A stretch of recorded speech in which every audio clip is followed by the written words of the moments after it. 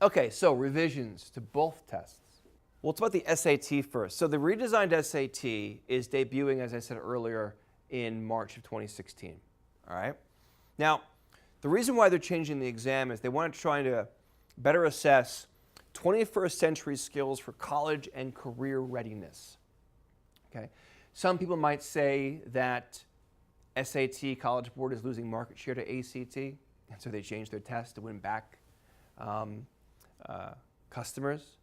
But in their eyes, they want to create a better test because the culture and the academic skills that we need to be successful in college and in our careers has changed. Okay? So now there's only two sections. Evidence-based reading and writing. It's one section. And then math. There'll be multiple sections of these, but those are the two new scores that we're getting. So you're getting, again, a verbal and a math, like we did back in the day. Okay? That portion of the exam is going to be 180 minutes, so 3 hours. And then there's going to be an optional essay, okay? And the essay is going to be 50 minutes long, which is double the length that it's currently, okay?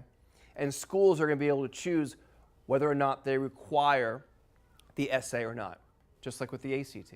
Now, you'll get two section scores, evidence-based reading and writing, and a math score. Your essay score will be separate, and it will not affect the composite.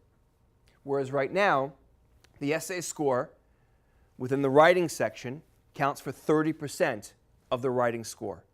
And therefore, when it's added into the composite, can affect the composite score. Each section will be scored from 200 to 800. The composite will be 1600. And they're also going to be giving us lots of datas and scores and subscores. Text complexity, right, is one of them. There'll be 0 penalty for incorrect answers, which is also a feature of the ACT. There's going to be a non-calculator section on the new SAT. So there'll be a calculator section and non-calculator section.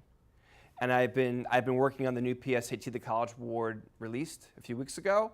And it's interesting because students are going to have to know their number properties a lot better than they have in the past. It's going to be more like a graduate level exam, like say the GMAT, where you're doing higher level number operations in your head without the calculator. So that's going to be a shift in preparation. I think a good one. They're also going to be offering it in print version as well as on the computer. So a digital version. That's not going to be coming out for a little bit. There's no more vocabulary in the exam. That's a big deal because people spend hours and hours and days and weeks and months studying vocabulary that may not even show up in the exam. All the vocabulary they're testing is now within the context of passages. It's all contextualized vocabulary. This is good news. There's going to be less math covered, but they'll be going deeper into that math. Okay? One of the things that I'm noticing on the new SAT is that there's going to be less geometry on the test. And for many people, geometry is a thing. Okay? They're more algebra-based, right? Or arithmetic-based, less geometry. So that's good. The full test specs have come out, but they haven't really released a lot of resources for it. But on June 30th, 2015, the College Board is releasing its new book of tests. That's what we're all waiting for. And if you go on to Amazon or any other online bookseller, you can pre-order those books. I've already ordered a dozen.